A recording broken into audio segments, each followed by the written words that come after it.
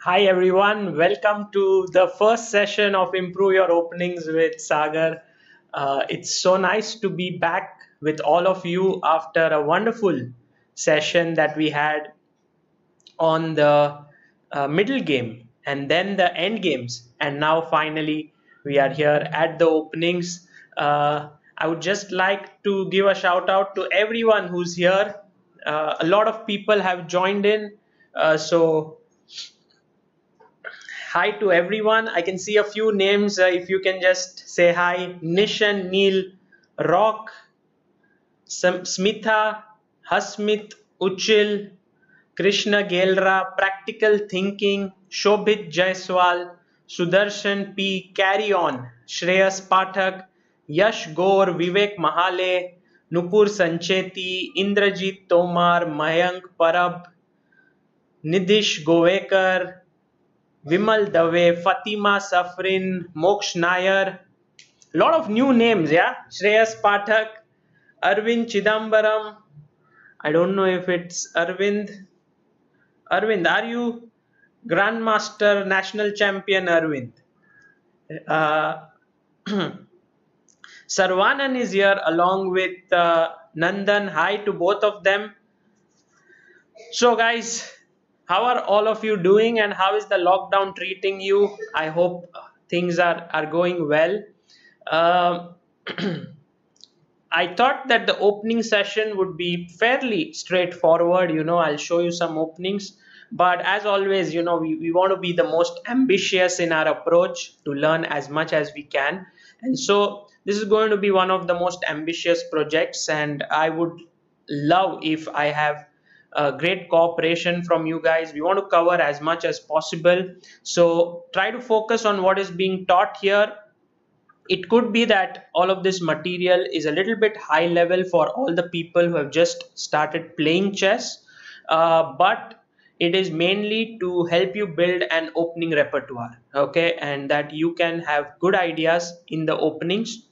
And I'll try to go as deep as possible. Sometimes I'll try to give you ideas, so that's the plan with this entire session. So shall we begin this? I think over here we'll not start with tactics. We'll get down to working straight on with the openings. And first of all, this position that you have on the screen, can anyone tell me the name of this opening? What is it called? What is this opening called? And it is quite possible that there are so many people here, 380 of them. I may not be able to see all the answers, but I'll try my best.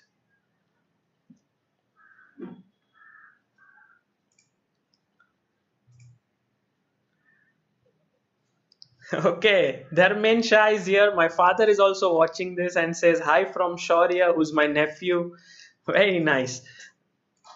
Nimzo Indian, yes, perfect. So all those who have said Nimzo Indian, you are right. A big thanks to Pranav Mishra, who's contributed the first super chat, rupees 40 over here. Thank you so much, Pranav, for that. Yes, all of you who say Nimzo Indian, you are absolutely right. And a shout out to Ajit Gole as well, who's contributed 100. Thank you so much Ajit for this. Okay, so bishop b4 is the Nimzo. Let's begin with the first move, that is d4. If your opponent plays d4, you go knight f6, c4, e6, knight c3, and we will be looking at knight f3 in subsequent videos, where I recommend d5 as well as bishop b4. These are two main moves in the position, and we will be looking at these two moves.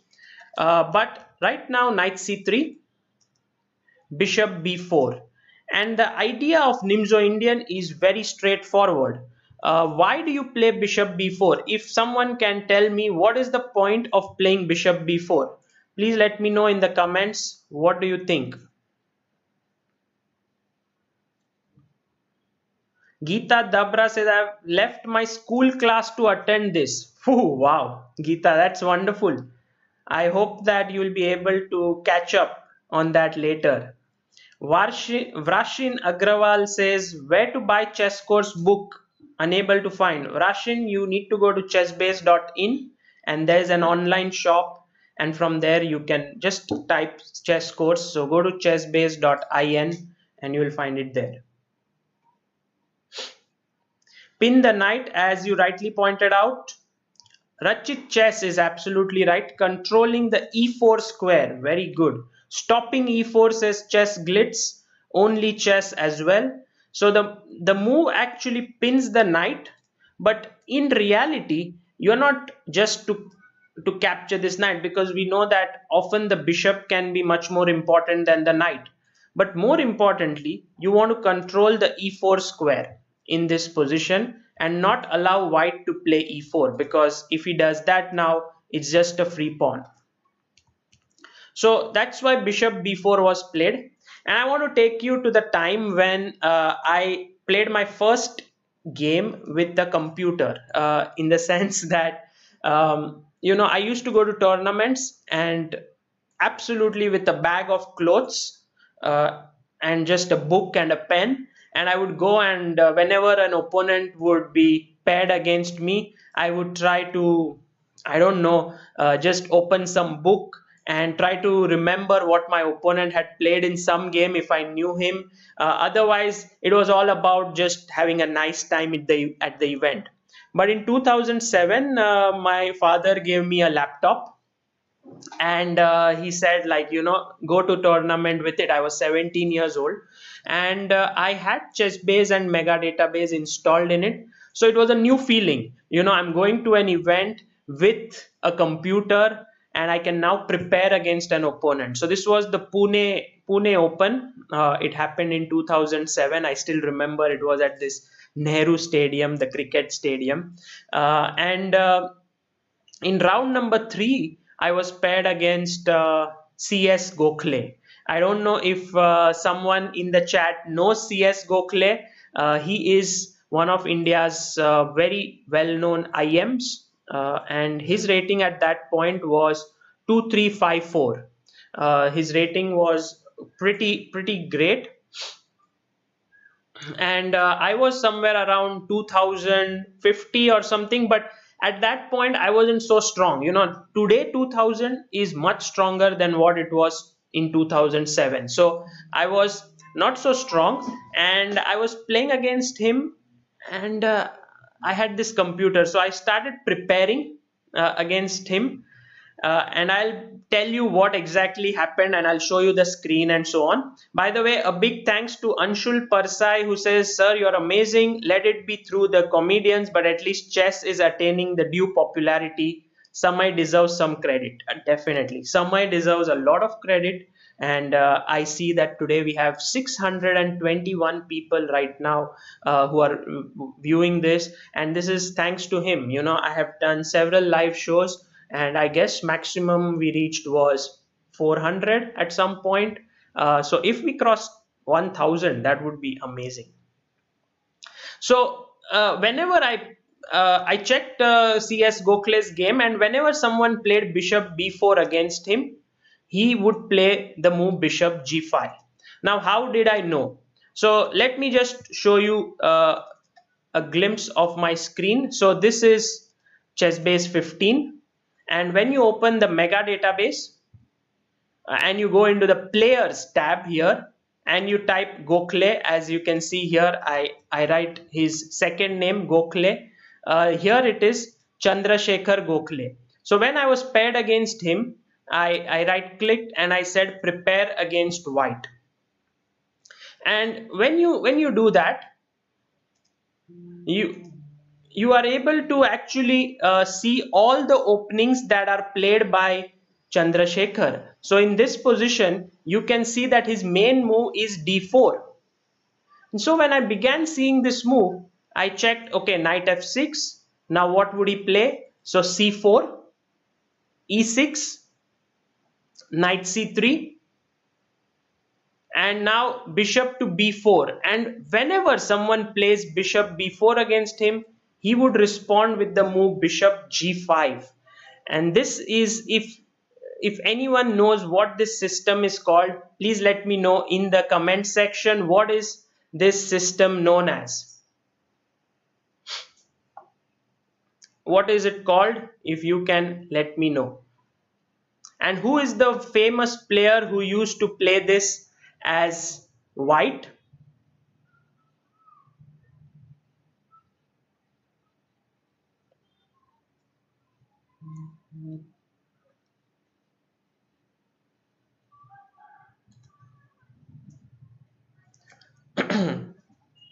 Yes, exactly. Eric Jones is absolutely right. It's known as the Leningrad system.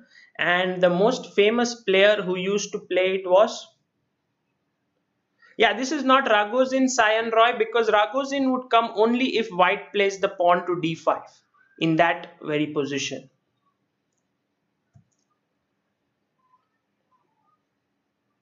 Yeah, so the famous player who used to play it was Spassky. And yeah, exactly. Kajak has got it absolutely right. Leningrad system and Spassky.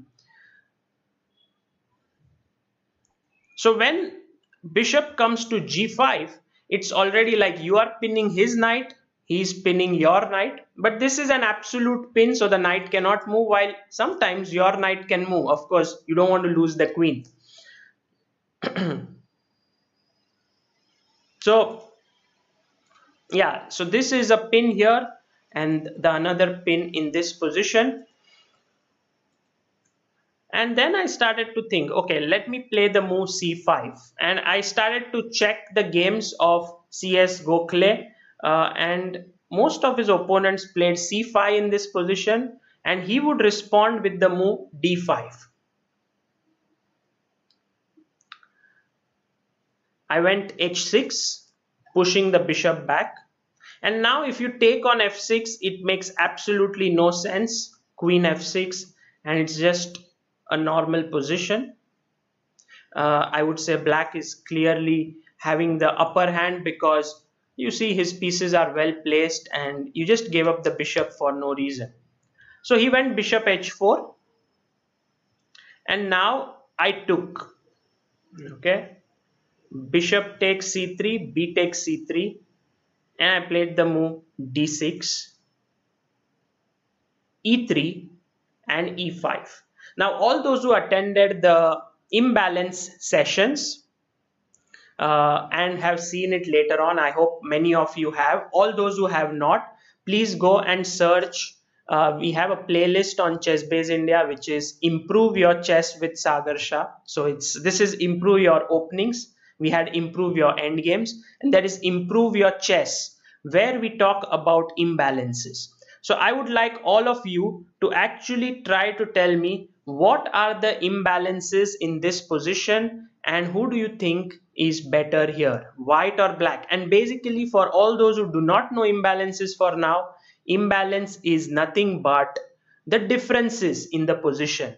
So for example, I have two knights, opponent has two bishops, pawn structure, all the things that are different from white and black are known as imbalances. Okay, a big shout out to Shivam Yadav for contributing 40 rupees, Manoj Reddy as well. Thank you so much, Manoj and Shivam. Very kind of you. Yeah, it's a very kind request to you that please keep the chat clean. Please don't spam it. The main idea, what I'm trying to do here, is interact with all of you. Most of the live sessions which happen are like the person is doing the live stream and not really checking all the comments, but I want to do it here so that we can interact with each other and I can check your answers. So please don't write things which are unnecessary, or if there are certain questions you have, please wait till the end of the class. We'll try to have some time for that. By the way, our old friend Kubdia is here, who has contributed $5. Kubdia, everyone was left in a lurch last time to know who you are, but at the end we did not. Maybe this is the session in which you would reveal yourself.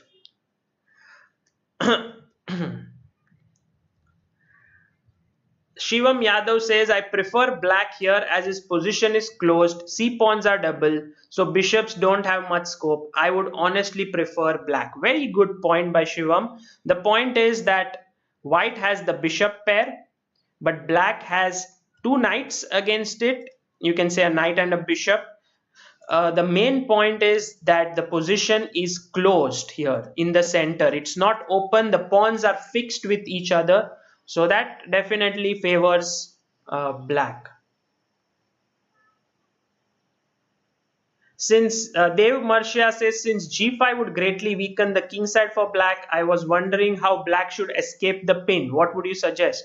Yeah, you are right. But Dave, g5 is not always bad. I mean, if you can play it without, it's kind of a mental block which even I have many times, that I don't want to push the pawns in front of my king.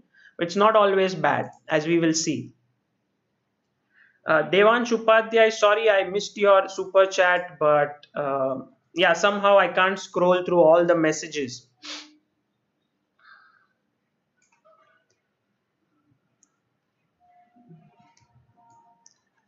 Okay, practical thinking says this is a closed position. Black has two knights, so black is better. In superior minor piece, black has better pawn structure. Black has some space in the center. Material is equal.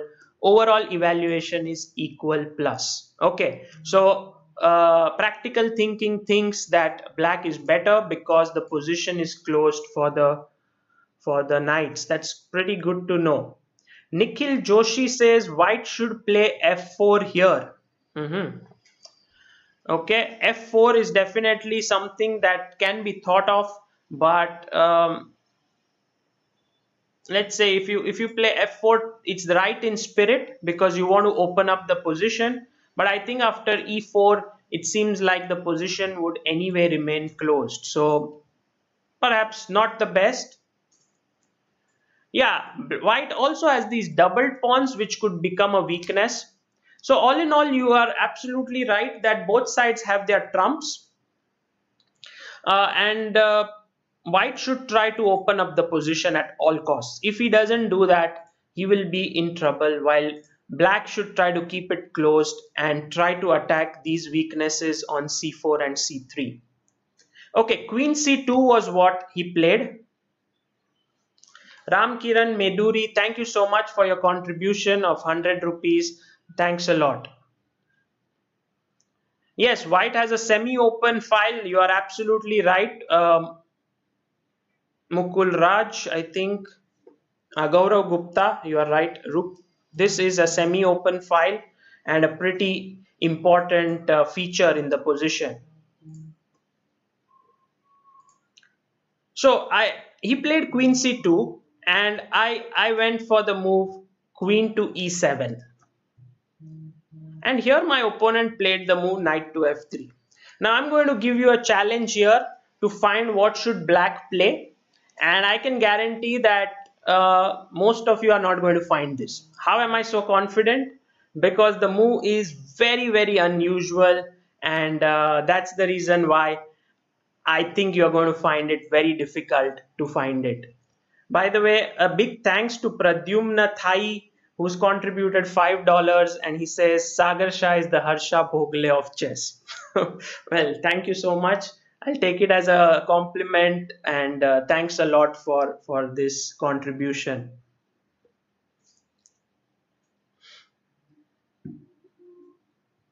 Devansh Upadhyay says, I'm also from Fatima High School and pursuing CA. Love your channel, loved your stream with Samay. Check, capture, and threads. That's my mantra from now. More power to you. Wonderful, Devansh. Glad to know that you're also from the same school as me. Dwij Vaishnav, thank you very much for contributing 40 rupees. Thank you for the efforts and knowledge. That's what he's mentioned. Disconnect the call. Thank you so much for contributing $5. Very kind of you.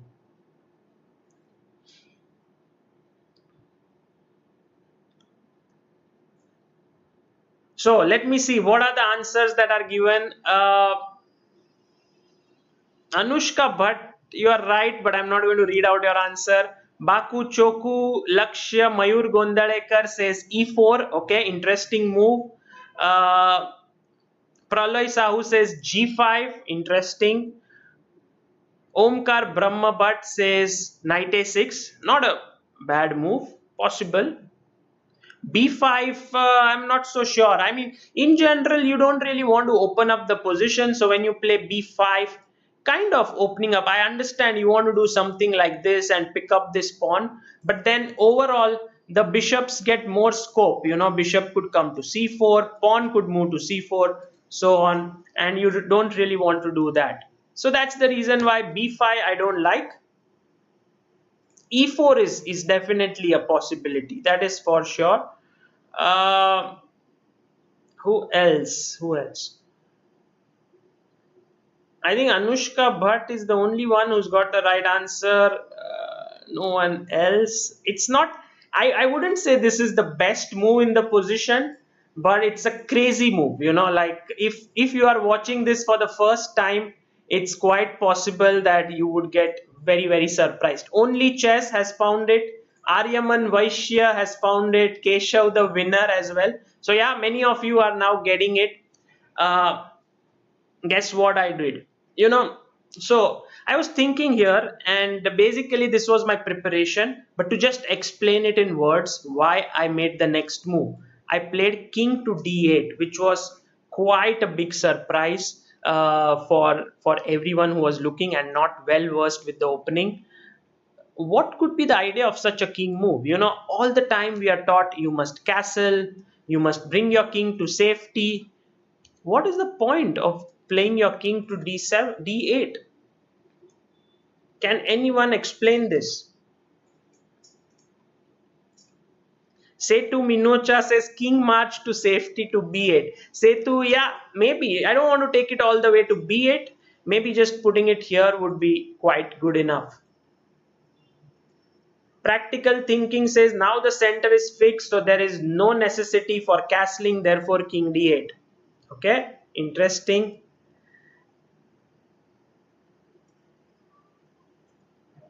Any other reasons why king d8 makes any sense?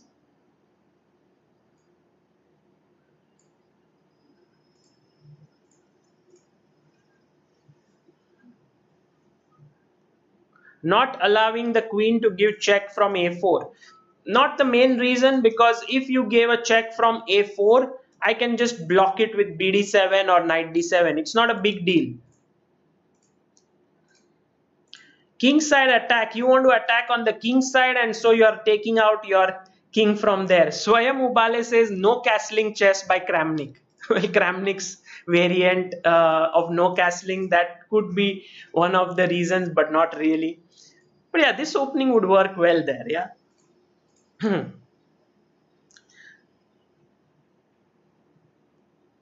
Yes, the main thing that is happening here is that this king can go to d8 and from there move to c7, and it will be very safe over there, because imagine who can attack this king on c7.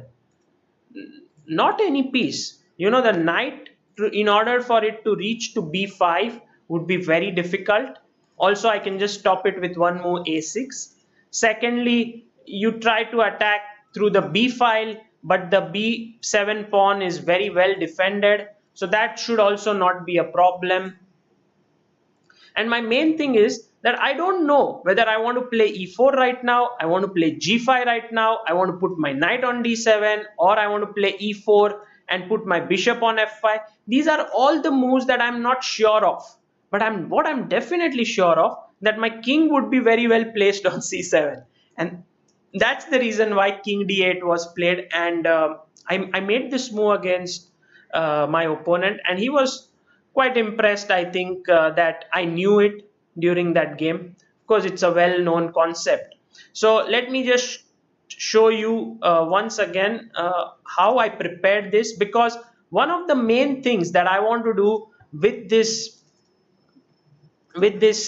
entire series is also to teach you how to prepare. So for all those who want to use this method of preparation, you must get yourself Chessbase and Mega database. This what you see right now is the Mega database, and these are the games of my opponent, which at that point I prepared against, and I said prepare against white. And in this position, when I did c5, you can see that there are 10 games of Gokhale, where all the games he played d5, h6 I played in the game, bishop h4, bishop into c3, b into c3, d6, e3, e5. And this was exactly the position that we were looking at. He would play queen c2, I played queen e7, knight f3, and you can see that there are 6 games already. And as it was played in 2007, at that point there were 5 games, and one was played in 2011 after the game, so we're not going to look at that. But in this game you can see I actually followed the game Gokhale versus Michedlishvili. He is a Georgian GM, and he played the move king d8, and this is what I prepared. This game is what I used to prepare my opening, and I was very proud of myself for having prepared this. So imagine the first time I had a laptop with me, and I was actually looking at the games before the event, before the game began, and then I went to the tournament hall and actually played it on the board. It feels nice. So king d8 was played in one of the games, and I was happy to play. Now this game, actually the same path what Michedlishvili took was taken by me, and Gokhale also followed the same line. He played nd2, I played my king to c7, he played his bishop to d3, so he's controlling the important e4 square. I went g5, he played bishop g3, and you can see because the position is kind of closed here, I can take my time to develop my pieces. It's not the most important thing.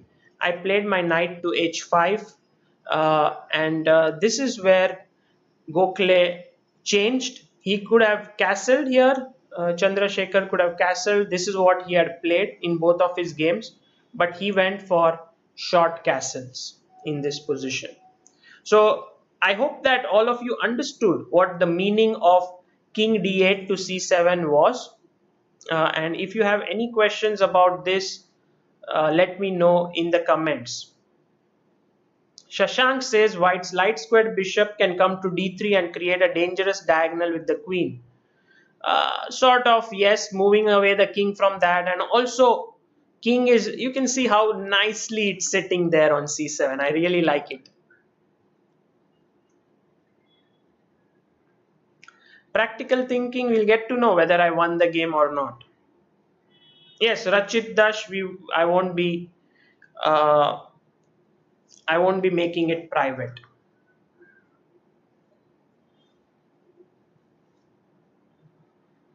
Sardar Khan says, why short castle? Well, White just wanted to put his king on a good place, and that's why he just castled short.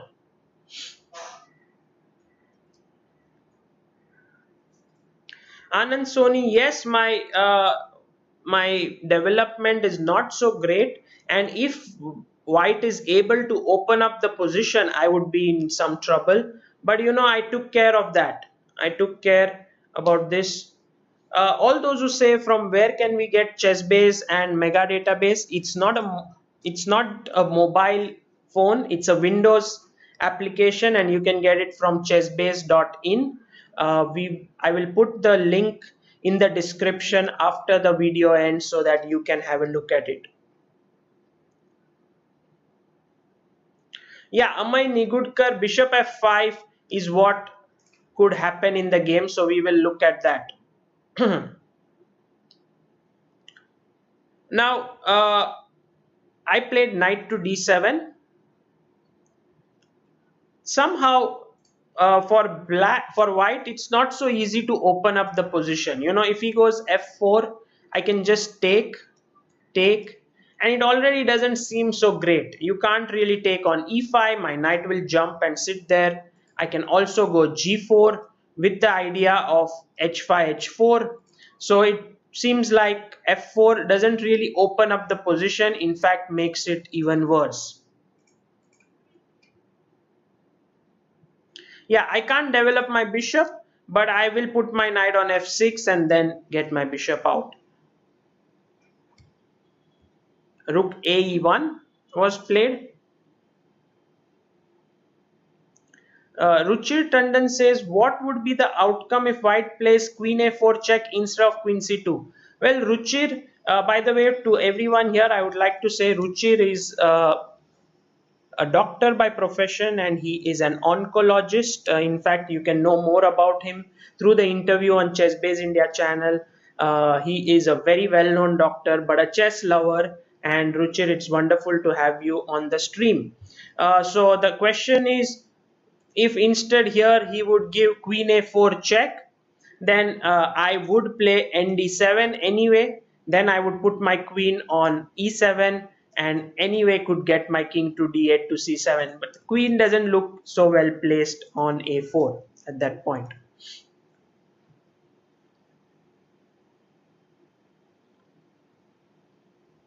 Okay, so rook ae1 was played and I made the move rook g8. My idea was that if he goes f4, then my rook would be placed on an open file after I take gf4. So I stopped that.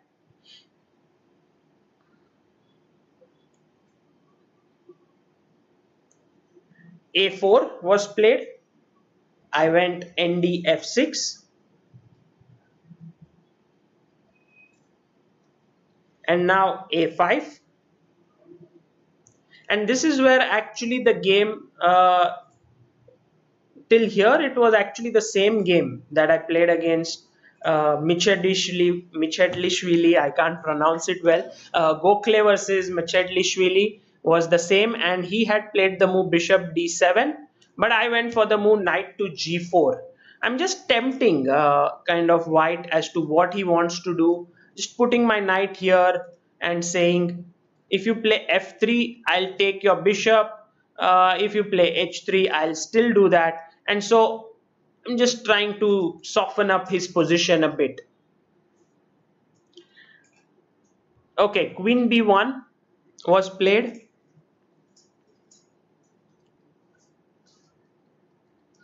And now I went bishop to d7. Oh, this was just a developing move. He went f3. I took on g3, hg3, knight f6. And after king f2, I managed to play h5 and I had a very good position. Basically, you can see how black's position is nicely placed. His rooks are connected. He has these nice pawns, also this phalanx here. King is pretty safe, I would say, on c7. Really nothing to worry about. There are no checks coming in. All these squares are well controlled. And so this game actually I was better even at some point. He also held some advantage later, but it ended in a draw. Rook a g8, rook h2, g4, nice move. Trying to now get to the white king. Rook h1, and here I played rook g5. He took queen d7, rook h4, and here I should have taken on f3, gf3 and rook g8 with a lot of pressure down the g file and my queen coming in from a4. I think he would be under quite some pressure. But as it turned out, I went rook hg8, which was not a good move. He was able to play f4, and after ef, I had to go back, and the position is now pretty solid for white. And he went rook e1. I played rook e8. He took queen takes, queen f5, queen d7, and he took on d7 and offered a draw. and I was very happy actually with the draw offer. Actually, the position is around equal, but I accepted the draw, and that was my first kind of game where I used preparation before the event, and I could actually draw against a very strong player. So this game remains a very memorable one for me. I have to say that all the people that are there today, 800 of you nearly, it's been quite wonderful seeing so many people in the live chat, but it also means that I have to change my strategy a bit. Earlier I used to be able to talk with all of you when there were 200 or 250 people, but now with 800 it's quite difficult to check because so many messages flow in. So I would request all of you, if you can just limit your messages to only the most important ones.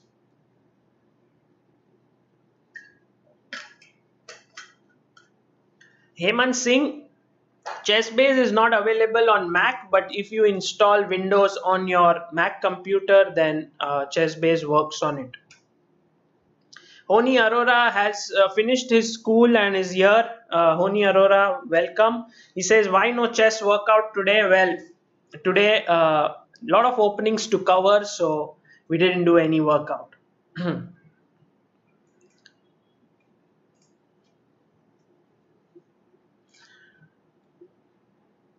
Okay, so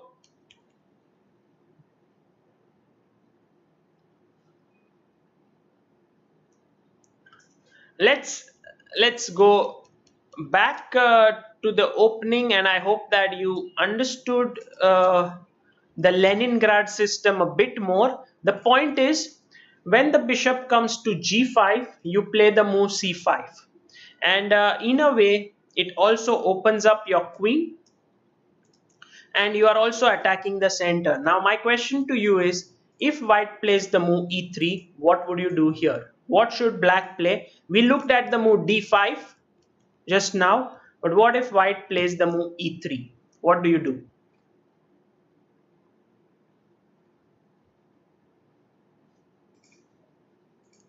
Rohan Kumar Raju, yeah, chess-based account is sufficient, but if you are a tournament player, you should be looking for chess-based account, chess-based 15 and mega database. That would help you prepare very well.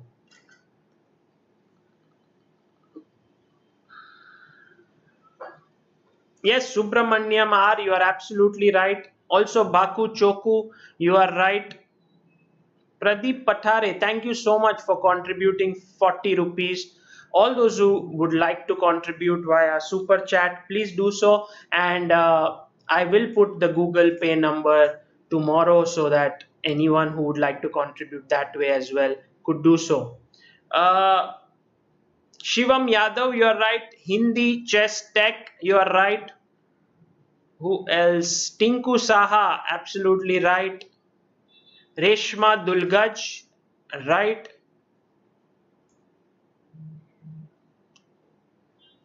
Rishila Banerjee is correct. Very nice. So a lot of people have Dev Marsha. You are right.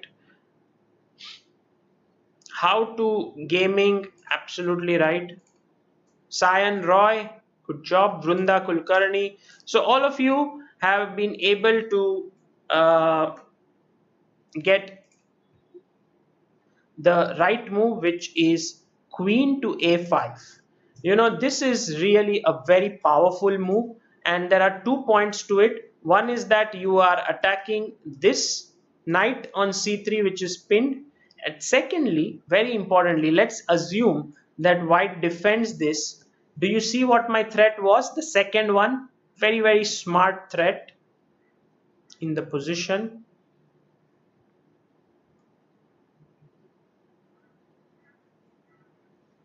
Shrikant Nayak Amunje says, just woke up now at 11:40. It's quite late. What should black play?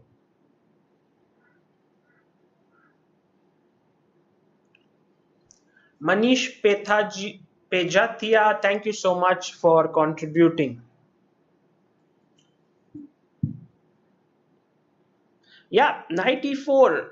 Absolutely. This looks really very strong. CD4 also, I think, makes a lot of sense because you attack the bishop here and also the knight. But I was thinking, what if he takes on f6?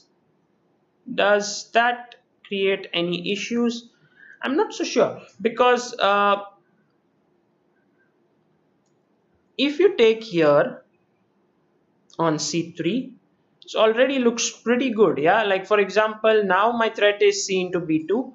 So if you take over here on c3, I take on f6, you take on b4, I take back, and I think black is better. Pawn up.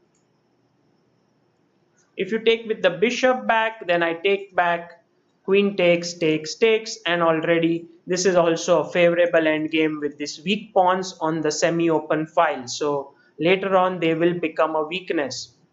So I believe CD4 is a very good move, all those who mentioned, because if you take back, then you're just losing a bishop for free. Often such long moves are missed. Uh, if you take here, then after dc3, I have a feeling that once again, black is doing really well. But here also knight e4 should be considered because queen into e4 is met with bishop c3, and now you have to break your castling because after b into c3, queen c3, the rook is hanging. So because of all of these reasons, it seems like e3 is really a bad move in this position. So that's the reason why everyone plays d5. Also knight f3 I don't like because of h6, bishop h4, g5, bg3, and then g4, attacking the knight on f3. And clearly it's black who is pushing with knight coming to e4, and after queen d3, queen coming to a5, putting further pressure on this diagonal. And after rook c1, I want all of you to find the best move for black. What should black play? It's not actually opening theory as such, but it's a very nice move which you should know. What would you play here with black?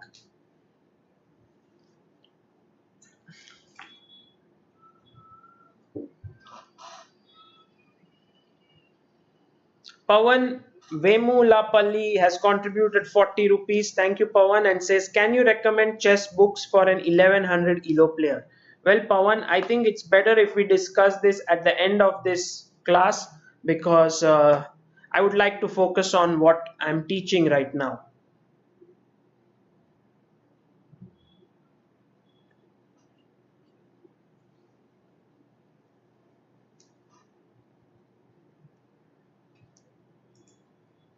Yes, you are right. Tinku Saha, Reshma Dulgaj, Suryansh Verma, very good.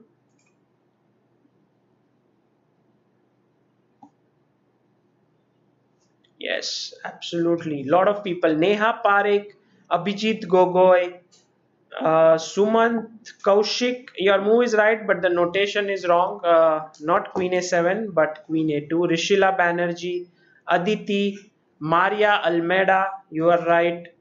Neha Parekh. Well done. Haidar Yasmin. F5. All those who say F5, F5 is not a bad move, but you have something very strong here, which is to take queen into a2. Atul Dahale, welcome. F5, yeah, this is a possible move. I think F5 is not bad, but queen into a2 is just very strong because after you take on e4, I can take on b2, and this is already quite a good position. You either are going to lose the rook or the knight, and if you go back with your queen, let's say queen c2, then I can take and take on d4 when you are going to lose this knight. So all in all, even that move doesn't work. Queen into a2. After queen into a2 is just very strong, picking up a pawn, and of course this knight being pinned, sometimes it's easy to miss such a move.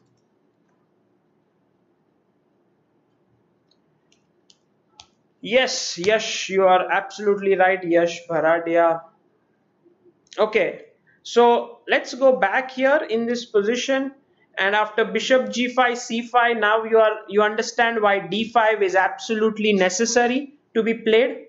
And then you go h6, asking the question to the bishop, why did you come to g5?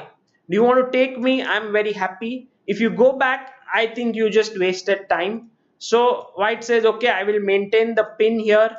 That's my plan. And once the bishop goes there, you now take on c3, bc3, you double these pawns, and then what's your next strategy? You have given up your dark squared bishop, so you put the pawns on the opposite color of that bishop. So now you have the light squared bishop in the position.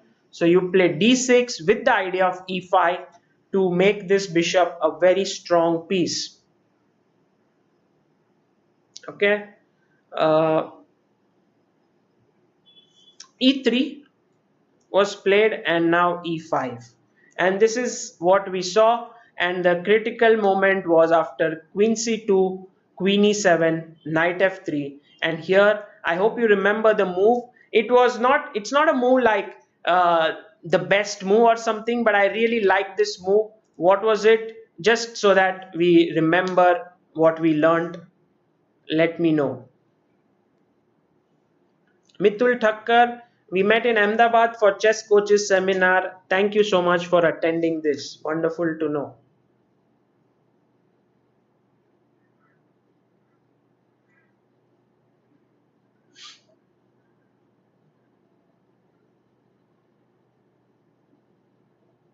Yes, Baku Choku, you are right.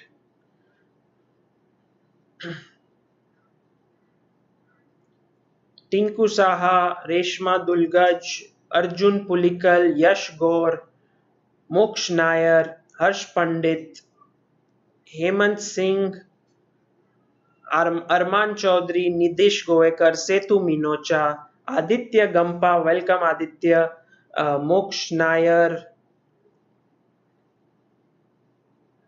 Yes, all of you remember what we just learned right now. It's quite an unusual theme, but once you understand it, it becomes natural. You want to put the king on c7 and you want to continue the game. Okay, so I'm going to show you another interesting game. I think this will fit into our concept. I often realize what I teach, if I can show you more examples of that, it really you can remember it much better. So this one is the game. I'm not going to reveal the player's name because many of you just search it and then tell me all the moves. So I'll keep it to myself and reveal it later.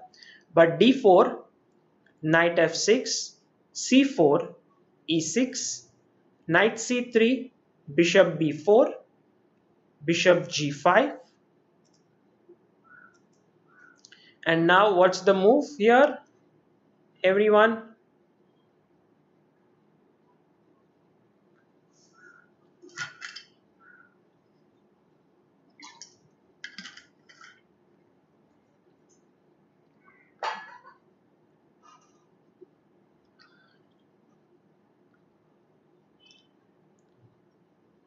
All those who want to know what to do with white as well in this line, we'll be looking at one important game in a bit. What should black play here?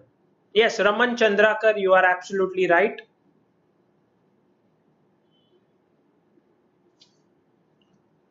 Yeah, Aditya Gampa, Harsh Pandit, Dhanraj Patil, Mayur, Nidesh, Rohit Tidke, Reginald, Shivam Srivastav, Setu, Aditya Gampa. Absolutely right. The right move is c5 in this position where you strike the center, and then he went d5.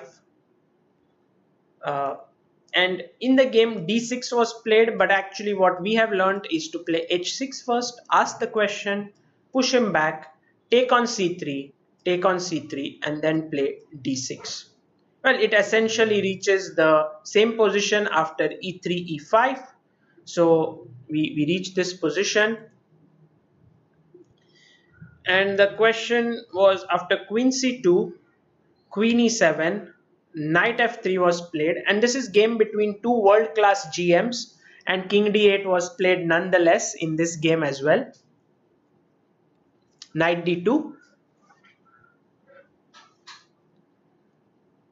and king c7, bishop d3, g5 was played, bishop g3. And now I think it's a good time to reveal who the players are. White is Arthur Yusupov, who's fantastic GM, by the way. All those who are going to attend the FIDE trainer seminar on 29, 30, 31st of this month, Arthur Yusupov is one of the trainers, so you will be able to get to learn from him. But bg3, knight h5 was played, and black is Nigel short. So short is of course one of the finest GMs in the world. Knight h5, long castles, knight d7, rook de1, ndf6 was played, and now f3. And just when he's ready to run with his bishop back, you can take and take over here. So bd7 was played, rook h2. And now you can see that black's position is very harmonious. His king is well placed. His bishop is on the opposite color of all the pawns, which is always good because this bishop has its pawns on the similar color and it often impedes it. So whenever you have a bishop, try to place your pawns on the opposite color. h5, king b1, g4, king a1 was played, which was not a great move, rook g8, f4. And now comes the position where I would like you to think, what would you do here with black? Very nice position. What should black play here? Let's see if you can find the right move here.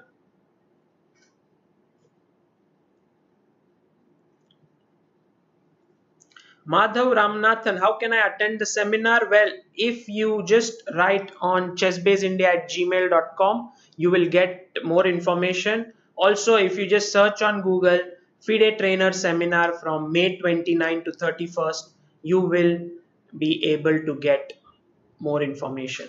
Jimmy Art of Defense says, what's the point of Queen E7? Well, Queen E7 is just a good spot for the queen to be on. That's the point. You want to at some point also play E4, and that's why queen is well placed there.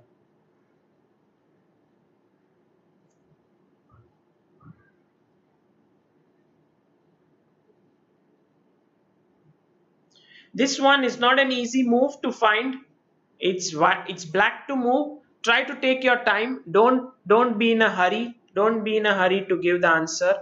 Mayur Gondalekar says e4 comes to mind but doesn't look great. Yeah, I mean Mayur, if you just take doesn't look great. I mean bishop takes, you lose a pawn.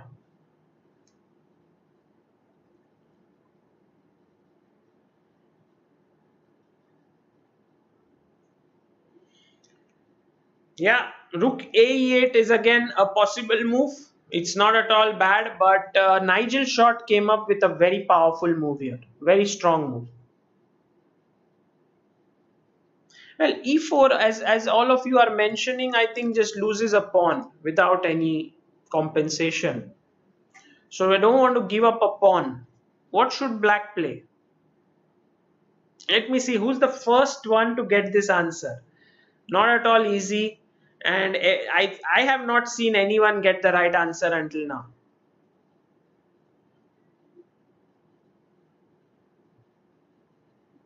Yes, Atul Tripathi is right. Atul Tripathi, I think, is the first one to have found this answer. Chess plays. Yes, chess plays, you are right. Practical thinking is right. Very good. So, slowly everyone is getting the right move. I'm sorry if I missed some answers, but yeah, the right move here is the brilliant move h4. By the way, a big thanks to Siban Mishra who says, Sagar sir, you are awesome. I'm sure so many around the world are getting benefited from such sessions. I'm sure your goal of popularizing chess will reach great milestones. Respect. Thank you so much, Siban. Very kind of you to contribute. I also feel that there's so many people who have begun taking serious interest in chess, and I'm very keen to see how things will pan out once the lockdown is over. How many new players will start playing events, and it's wonderful that so many people. I mean, I started off these streams with say 200, 300 people, sometimes 350, and today we have close to 800 people. So you see the interest is growing. In fact, at some point when I was watching Samai stream with Vidit and Botes, there were 21,000 people watching. So actually the interest in chess is amazing. Yeah, really, it's fantastic to see. Uh, Now GH4, if it is played in this position, then you will see that there is a pin down here and you can take E into F4 and he can't recapture because the rook is hanging. So he must either take with the rook, but then you play EF, and now he can take, if he takes here his rook will fall. If he takes GF, then after knight into D5 the rook is hanging. So it was a very well thought out tactic by Nigel Short. He played this move H4, which is very smart. Also, if you see FE5 first can be met with Queen E5, and now Rook H4 can be met with Queen takes G3, and GH4 is impossible because the rook hangs. So everything works out beautifully well. And H4 is that kind of move which is very easy to miss. So you have to be very alert when you are making a move like H4.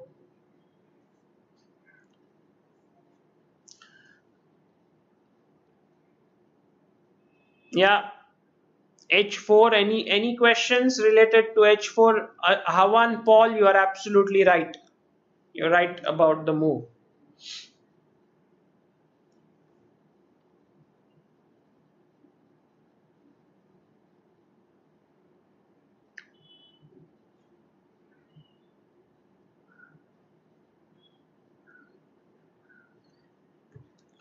Okay, so H4, and in the game he took with the rook, and after EF took with the G pawn.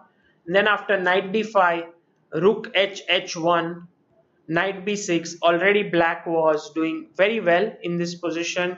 You can see that these weaknesses have become more accentuated.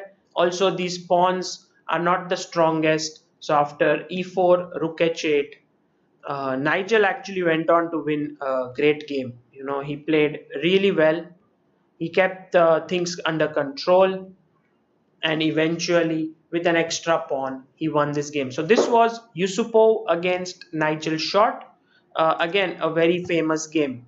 Now, the last game that I want to show you for today is actually a very well-known game. In fact, it's one of the most brilliant games of chess ever played, and it's by the protagonist in this line, Spassky.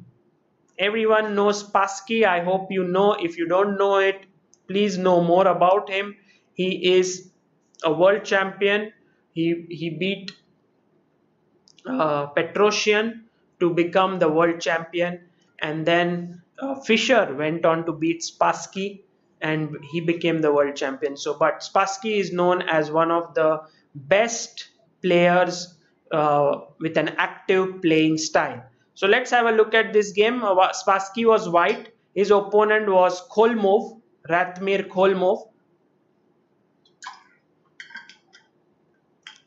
and the game went d4 and f6, c4 e6, nc3, bishop b4, bg5, and now c5 is what we have learned, but it's all kind of interchangeable. You can first go h6. Once he goes back, you go c5, d5, and now take, and we have been saying about the move d6, but e5 was played, which is also equally good. E5, queen c2, d6, e3, queen e7. Nothing new under the sun. Knight f3, knight bd7. Now we have been looking at king d8, but this game is slightly different. He played knight bd7, knight d2, e4, and this is the move which kind of cramps white, because this pawn now closes these pieces down. But of course it's a double-edged move, because this pawn could also become a weakness. It looks good right now, but could become a weak pawn. Right now you can't really win this pawn because of queen into e4, and there is no pin here because the queen has moved. uh, Bishop f6 is met with knight f6, so again that doesn't look very appetizing. Knight bd7, knight d2, e4. Long castle was played by Spassky. Short castle, the king d8, king c7 doesn't really work here, because I think king d8 could be met with knight into e4, and now after queen e4, this is a pin, so you lose a queen, so that doesn't work. So castle is fine, and now Spassky, as always, very aggressive player. He goes for the move g4. He says, I'm going to checkmate you, I'm going to open the g file, and go for the attack. So black says, I'll anyway play g5, and yes, this is very scary because you're moving the pawn in front of your king, but Holmov was for sure that his position is okay. Knight went to e5. Once again, you can't take on e4 because knight e4, queen e4, and bishop g4 attacking the rook, and also bishop f3 attacking the queen and the rook. So have to go h3 here. And now I think the best move would have been bd7. This is a very famous game, so this is an improvement over what happened in the game. If instead after bd7 he takes on e4, then you can take and play the move f5, and I think black has very good compensation for the pawn. h3, knight g6, bishop e2, rook e8, rook d g1, bd7, h4 was played, rook a b8, with the idea of b5, opening up, trying to open up lines against the king, hg, hg, and now white made the very surprising move, rook to h5. His point is that black was kind of keeping everything closed with his knight here. His king is pretty good. He can play it to g7. Black is doing well. So let's spin up things a bit and now attack the g5 pawn. And if you take, which Holmov did in the game, then I'll take, attack your knight, and now e4 becomes weaker than before. Okay, knight f8. And this is where I want you to think for a bit and tell me what should white play here. White to move. What should white move?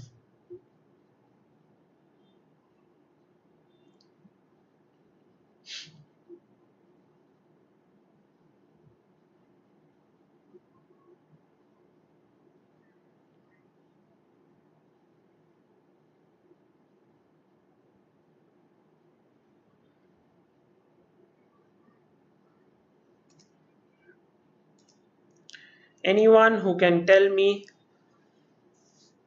Krishna Gelra says, the thing we learned today is Leningrad system is complex. I'm having a headache. Yes, it's a complex line. That is true.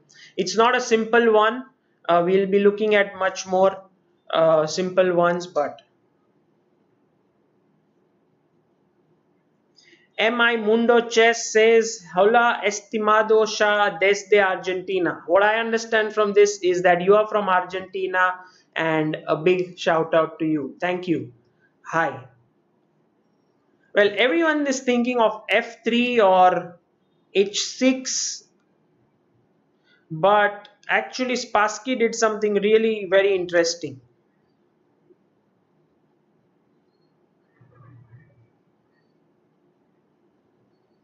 Pankaj Panchal says Holmov lost to Tal when Tal was just 12 years old.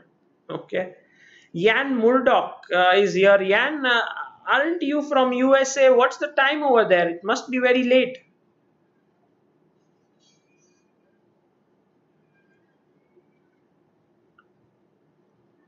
Very good. Suryansh Verma, you are right. Also, Sion Bardhan, you are right. CNS Gaming Plays, you are right. Very good. The right move here is a very Chirag Niyogi. Good job. Is a surprising knight sacrifice. You can also take with the queen. The point is to take on e4 and then after queen e4 to take back, rook takes, and now you are not just a piece down but a rook down, because remember you had given up an exchange here and now you gave up a piece here, but in return Spassky actually got a pawn on e4, now on d6, and after the move rook e8, he took the third pawn on g5 and then the fourth pawn on c5. So if you know that a rook is actually worth 5 pawns, then you will realize that Spassky has already got 4 pawns in return. So it was a very, very important, sort of an interesting sacrifice that was made by Spassky. Venela Kapalova says, I'm not understanding it clearly. It's very complex. Yes, this stream, I mean, all those who attend the morning streams with Samai, uh, those are simpler than this. But the point is, if you watch this, you understand how good players prepare openings, how they learn openings. It's a step forward, and actually anything that takes you to the next level is going to be tough, but well, if you hang on and you stick to it, you will become better. Okay, Samay is here. Samay has contributed 500 rupees. Samay, thank you so much.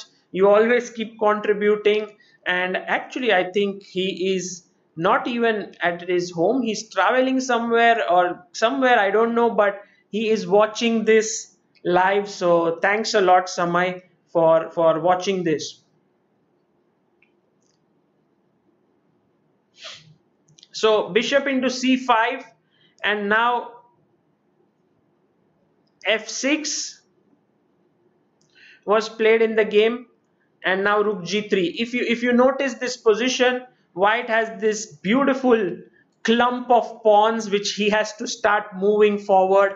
B6 was played in the game, bd4, knight h7, king d2, rook went to g8, and now came a nice move, rook g6, bishop e8, and now bd3. And when white took on g6, black took on g6, hg6 attacks not only the knight, also the rook. And so black said, I will take on d4. And here is the important question, what would you play here? Because if you played gh7, I will take on d3 with a check and then take this, and I'm a rook up, and this position should be fine and winning for black. So you need to actually recapture this rook. And with which pawn would you recapture? Would you recapture with the e pawn or with the c pawn? That's the important thing. Spassky got it wrong in the game, by the way. He could have won the game if he would have taken it in the correct way.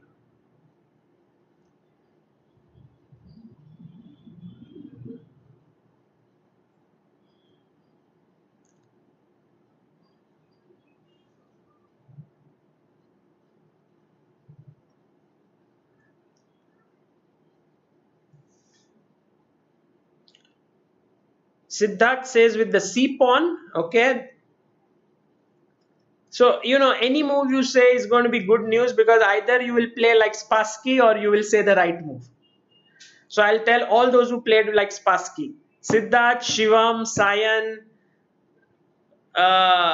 Poonam, Arav, all of you, Sachin, Anadi, Narayanan, all of you have taken with the C pawn here.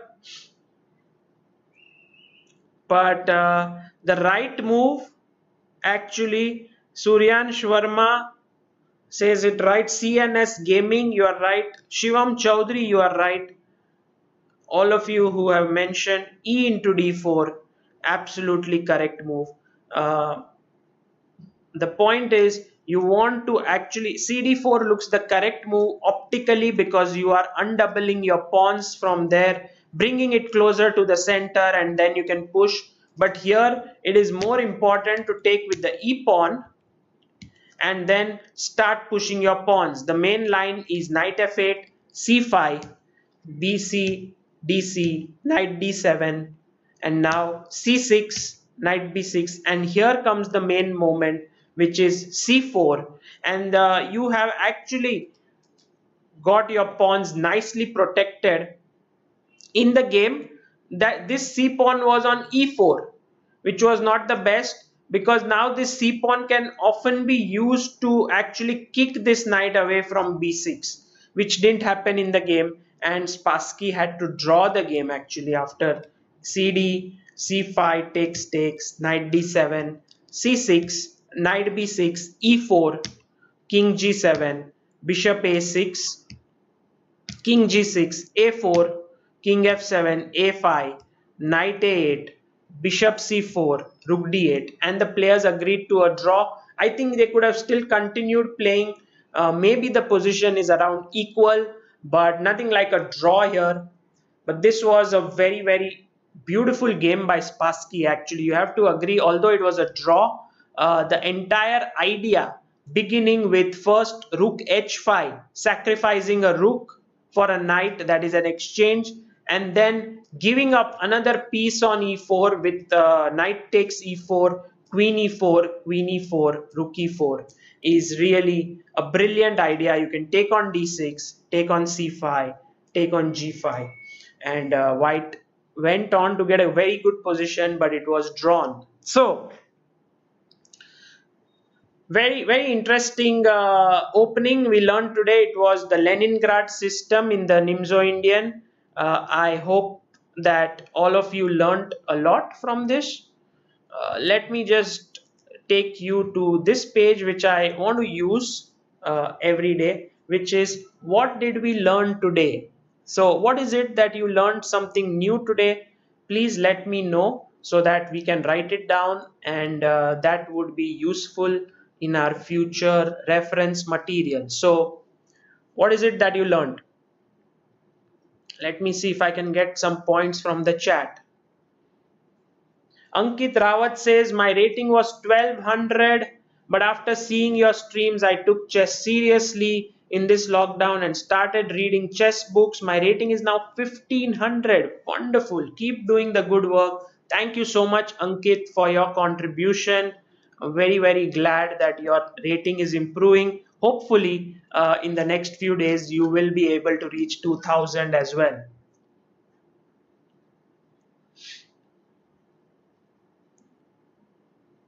Omkar Brahma Bhatt says, always don't castle the king. That's what you learned. Okay, very interesting. Mayur Gondalekar said, oh, trust me, I learned a lot. I learned the Leningrad system from zero to, hey, this is cool. Okay, very nice. Nivantaka Veragoda said about the king d8 idea. Okay, very interesting. So, let's write here king d8 to c7 is an idea worth remembering. Yeah, not always to castle. That's important. Okay, anything else that you learned? Always have a look. Ashi Upadhyay, yeah, she's a young talent from Rajasthan, and she says always have a look at your opponent's hanging piece and try to take their advantage. Very good, Ashi. Generally, this is a very good advice to keep in mind always, and should keep that in mind. But it's not specific to this opening. Yes. Nandan says my rating is 1395. Very good, Nandan. That is excellent to know. Okay, first let me finish this, then I'll take some questions from you so that we have so many people asking so many different questions. Um, okay, first I would change this to go down. We learned the Leningrad system in the Nimzo. Spassky is plays it a lot with white basically, so you got to know that.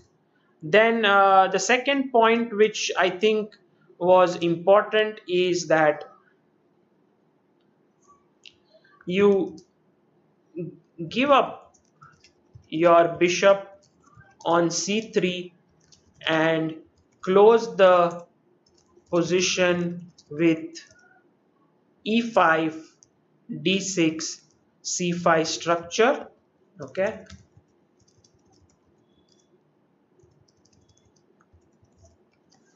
And finally, I think this is an important third point, which is king d8 to c7 is an idea worth remembering. And last, the games that we saw were Gokhale versus Sagar, Yusupov versus Short, and finally Spassky versus Holmov.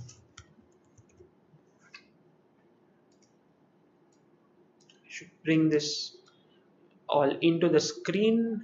I guess this should be good.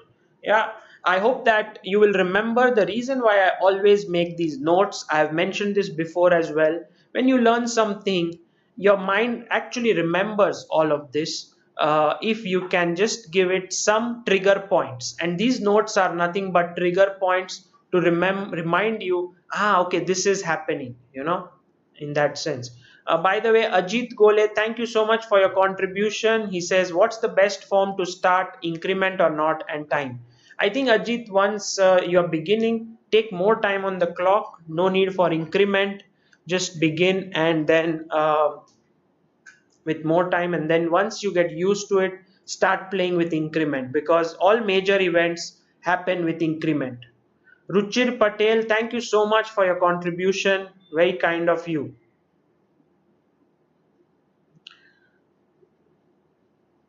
Okay, so now in this, I hope that you learned all of this. Here are a few things that I would like to share with you so that there were many questions about what is chessbase. So first of all, chessbase is a software where you prepare. So all the professional chess players who work on chess use chessbase. Right now it's the 15 chessbase 15 version. Um right from Anand, Carlson, everyone who wants to prepare chess seriously use that. And you can actually get this chess base, and the biggest database that is used in chess base, which has over 8 million games, is known as the mega database. So this has all the games of that have been played publicly and have been recorded, and you can actually get it over here. So if you go to the website, which is chessbase.in, this is our news page. You get a lot of information, and if you go to the online shop here, you will find that there are products, and here is chessbase 15. You can get it and install it on your Windows computer, and it's all digitally delivered, and this is chessbase 15 plus mega database. So I would like all of you who are serious about chess, playing seriously, working on chess seriously, to have a look at it,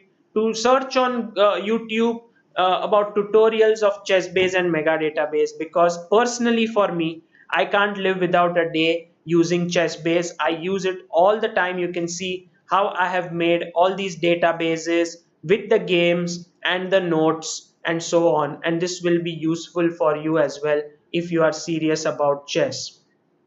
Okay, any questions that you have about today? We will be meeting tomorrow. I'll be continuing further with our training on the Nimzo with more lines. But today the main aim was to show you my very memorable game, which I played against CS:GO Clay. It was the first game in which I prepared using a laptop, and it was very nice for me. By the way, for all those who, we always used to do this, that the thumbnail had always a story, and this is what I want to share with you today as well. So the thumbnail, which is there on the video, you can see it later, has a picture of me and Amruta, and we are sitting on a ride in I think this is in Belgium, Brussels in Belgium, and it is one of the most scary rides we have ever sat on. It's like it goes up and then you go like a full circle, and it was extremely scary. And I'm a big, I love adventure. In fact, skydiving and all of this is something like a dream for me. I want to do it someday. Amruta is not a big fan of all of this, but she sits with me in all these rides so that she can also experience the same. And we both sat there with butterflies in our stomach, and we said like, no, this is really scary. And it went on for like 10 minutes or so. It was unbelievable, like an adrenaline rush. And then at the end of it, this selfie we took, you can see the happiness on our face. So for all those who are beginning with this opening series, I think it's going to be a scary kind of a ride for you, because there'll be so many things we'll be learning, there will be so many things we'll be doing together. But stick on, stay on, don't leave the sessions in between. Try to learn whatever you can. I'll be putting up a link of the homework later on in the description, so please have a look at that, and then you can do that homework today. So the idea would be, I'll put all the games that we have discussed without analysis. You can put that in on your own, go through those games, and that would be very useful for you. Okay, so let's look if we have any questions here. Aha, we have Jaideep Chakrabarti, who is here. Also Ashish Chobe, who has contributed. He says, how to remember square names. Please suggest exercises which chess coaches teach to kids. I think, Ashish, one of the best way to remember notations is to take a chessboard and then ask someone to point at different squares, and you say, okay, this is f3, this is g2, this is h4, this is so on. And this will be very useful for you if you do that. But try to get the notation right, because if you don't get it right, you will struggle to improve, because calculation has these notations in it over and over again. And I think if you are able to calculate well, you know the notation well, you can do the calculation smoothly. Jaideep says, although 11 a.m. does not work for me, but the stream is always on my ear. We'll see it at night. Thank you, Jaideep. Wonderful. Thank you so much for being online and contributing 500 rupees. Very kind of you. Jaideep has always been there online on all the streams of Chessbase India, and I'm grateful for his support. Okay, let's look at a few questions. When will E4 E5 start, says Kumar Nandish? Well, maybe somewhere around a few days later, when we'll finish Nimzo Indian and so on, we'll move on to the next things. Anandi Yadav says, I've seen many grandmasters giving away their bishop for a knight. Is it worth? Yeah, it depends upon the position. If the position is closed, often the knight is better. If the position is open, then the bishops start to show their power.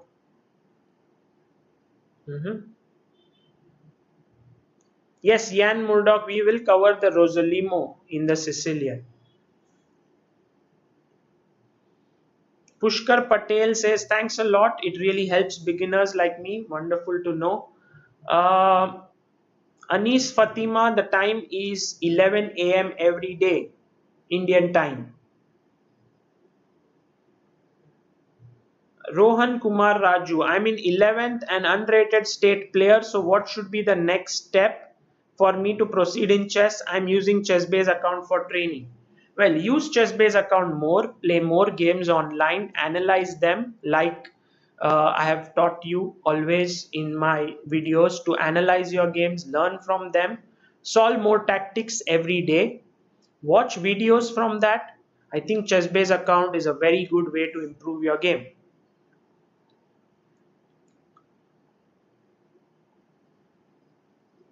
Nivantha Veragoda says, I have been playing chess for 3 years now, not even 1200, and I don't see a satisfactory improvement. Last week, I had a really stressful time because I felt I wasted a lot of time. What can I do? Well, in general, I think the most important thing is to look what are the mistakes that you are making and try to improve on it. If you can improve on your mistakes, then it would be very nice. So the best way is to analyze your game and try to understand where you are going wrong and try to work on it. I think you can do it if you are calm and you are objective. You don't say to yourself, I'm a great player or something like that. You try to see your mistakes objectively and you can improve. Another good way is to get a coach who can teach you, and that will really improve your speed of moving forward. Okay, so there are a lot of questions, but I think we will put an end to it. Sarvanan says, how many days will the opening session go on? I think it depends. I have thought about somewhere close to 15 days of training, but also it depends on the lockdown, the situation, how will things pan out. Right now, I think the lockdown is until 30th of May or 31st. We'll take a call at that point. What's happening in between? We'll also take some breaks if required.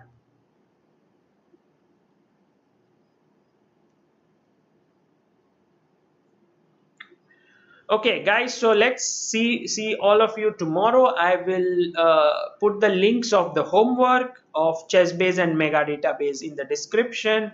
Maybe also, as many of you had asked for Google Pay number, I'll put that in as well. And yeah, thanks a lot for contributing to super chat and also for learning so much. We had so many people today, close to 850, and it really feels nice that all of you want to learn. You can put your recommendations or feedback in the comments, and I will get back to you, and I'll try to incorporate them in my subsequent videos. This is Sagar Shah signing off. Goodbye, all of you. Thank you so much.